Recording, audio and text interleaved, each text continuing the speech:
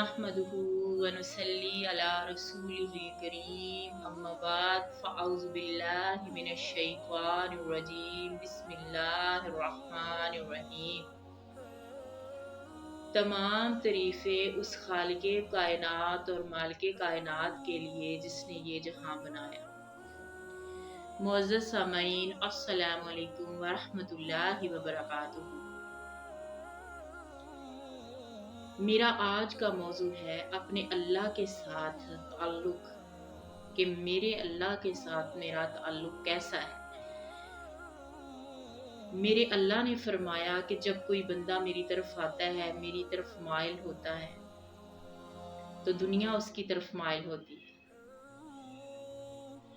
और ये आप आजमा के भी देखें कि जब हम दुनिया के पीछे होते हैं तो दुनिया हमारे आगे दौड़ रही होती है, हमारा कोई काम नहीं बन रहा होता। लेकिन जब हम अल्लाह की तरफ जाते हैं, उसकी रस्सी को मजबूती से पकड़ते हैं, तो पूरी दुनिया हमारे पीछे होती है, हमारा हर काम खुद ब खुद ही बनता जाता है।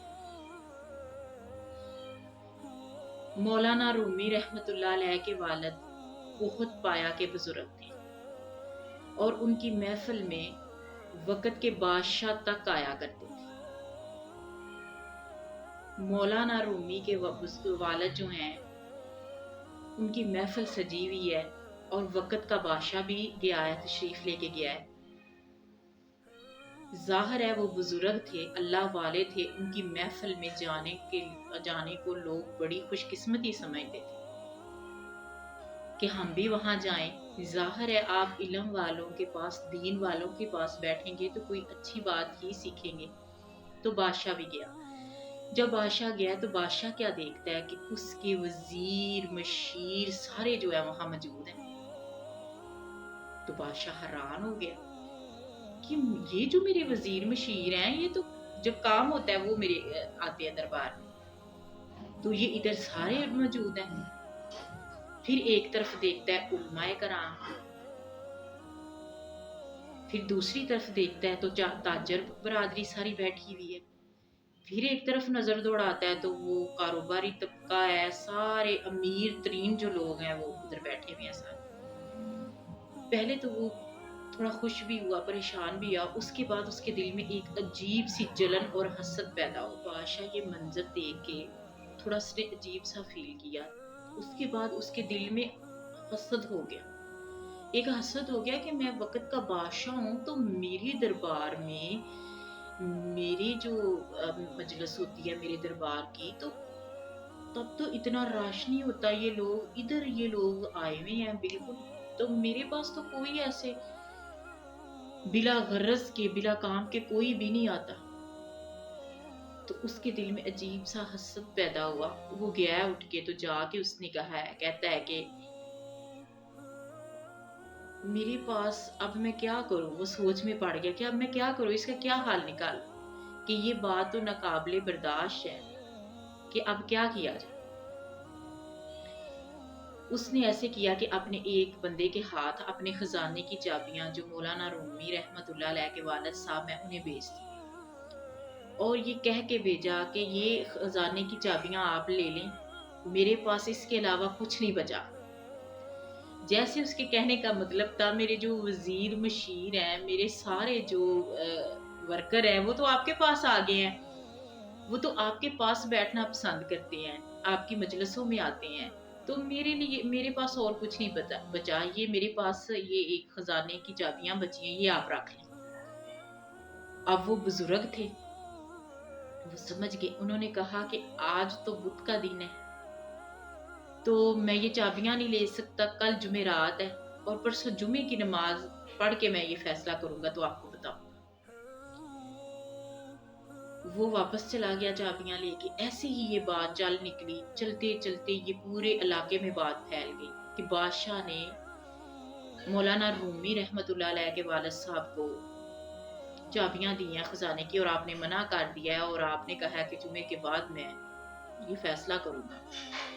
तो मतलब यही था, सब जो थे उस बुजुर्ग की तबीयत से वाकिफ थे कि उसने खजाने की चाबियां नहीं लेनी, ना उसे कोई दुनिया के खजानों की लालच है। تو سب نے ایسے کیا کہ سب جو وزیر مشیر تھے سب استعفے دینے لگ گئے۔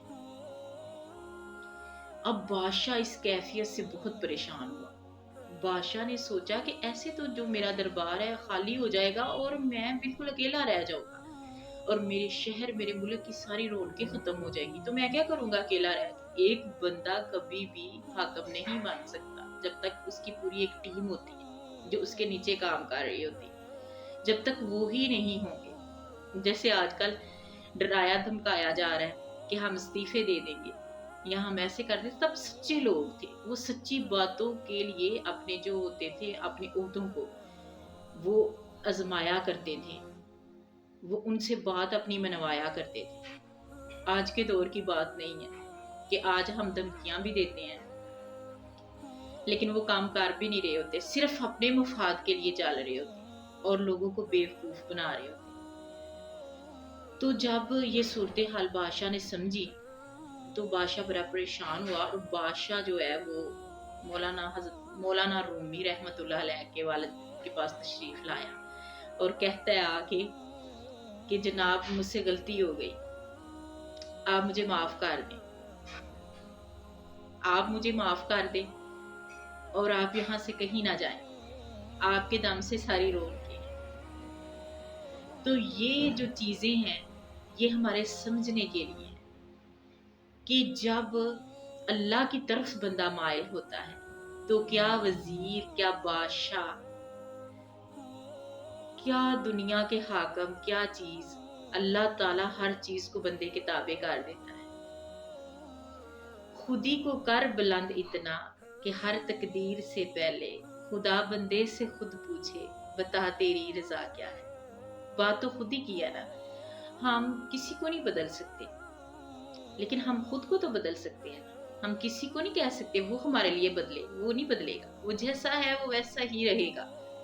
اپنی ذات کی نفی کرنی ہے، خود کو بدلنا ہے اور اللہ تعالیٰ سے اپنا مضبوط تعلق بنانا ہے کہ ہمارا اللہ تعالیٰ کے ساتھ کیسا تعلق ہے۔ جتنا مضبوط تعلق ہوگا اتنا ہی ہم اپنا کام کروا سکتے ہیں۔ وہ بے شک بڑا غفور الرحیم ہے، وہ ہم سب پہ اپنا رحم فرمائے۔